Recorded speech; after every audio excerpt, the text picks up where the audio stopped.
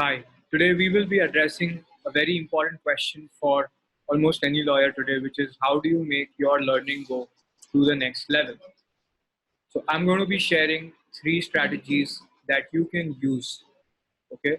And you are welcome to write back to me by commenting below this video on how you use them and what results they produce for you. Now, the first strategy is break free of the past. What does this mean?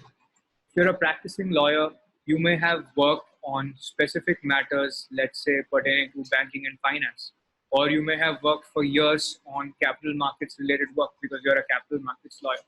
Now, one of the biggest limitations in growing as a lawyer can be that you are not moving outside your area in which you've become comfortable and you probably know already enough, okay, and maybe you are getting saturated in that area. So one of the biggest opportunities you have is to sort of expand, okay, is to expand beyond what you're already doing. What does that mean? You will need to start from scratch and begin as a learner. But you know what? What you've learned before in the previous few years, it does not go to waste. Why?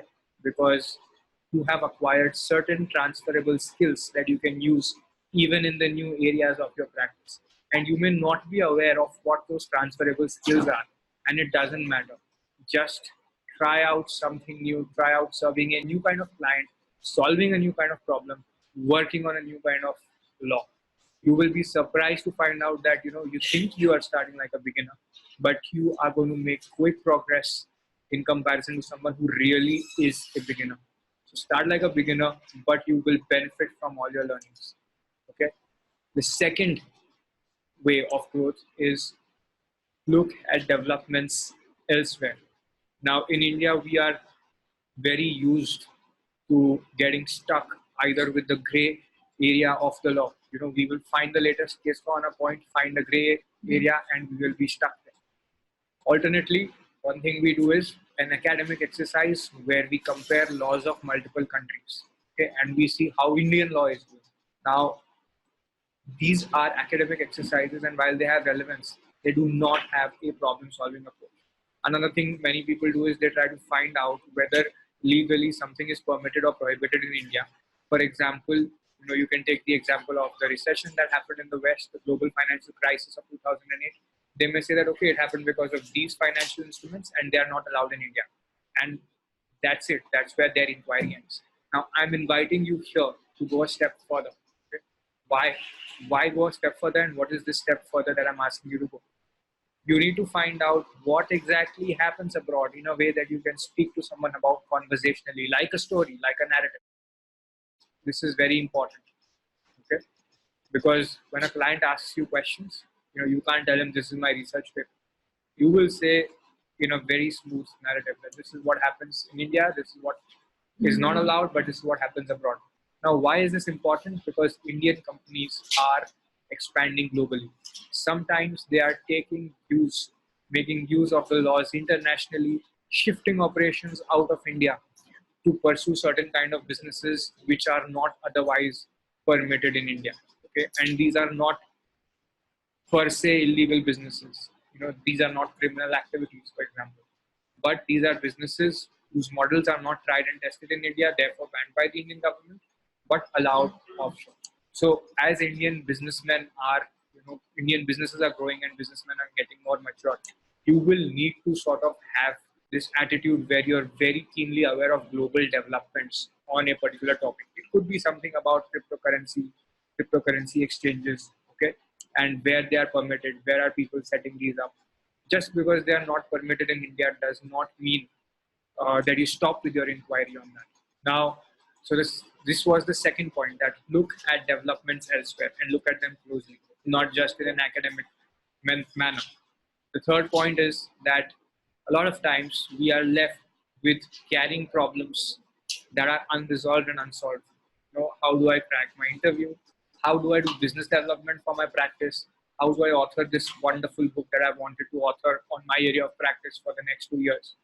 Now, it's very important that we identify a problem, but every problem also comes with a corresponding mental baggage. If you don't solve your problem, over a certain period of time, you will just keep feeling the weight of it. So the weight of any problem can become unrealistic. It may be a bigger mental burden on you than the effort it actually takes to solve it.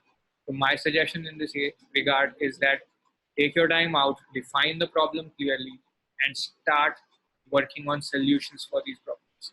Many people have very unrealistic solutions to these problems, and that is why these problems look difficult to solve. For example, you might decide that I need to write 3 hours every day to publish my book for the next 3 months so that I can complete it. Now, guess what? You don't have those 3 hours available every day. So you cannot write this book, right? Now, this is not the solution you struggle with. Most people try to think, how do I take out my 3 hours every day? And they struggle with that and they can't take it out. And so this mental problem persists. They are thinking that I cannot publish my book and I want to. This is how they even think of business development, that I want to be able to take out the time in court vacations to go and build my profile and pursue different kinds of clients. But look at what is a possible solution that you can carry out sustainably. Okay, what is the action you can take over the next few months without disrupting your existing course of work? Most of the times you think that your work does not allow you to take any action whatsoever. But if you think hard enough, you are likely to come up with some interesting and unique actions. But you will need to spend time thinking of the problem and planning or looking for a possible solution. You need to have that hope, that belief, that faith that you can find a solution. Okay, now over to you.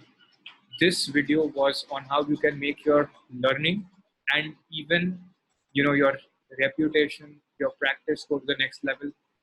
Okay, how you can increase your professional skills further. Now I want you to think about this and write back to me. You can comment below, reach out to me in any other way on LinkedIn, and let us know, okay, whether you've identified any areas that you can break free of and make your learning go to the next level. Thank you very much.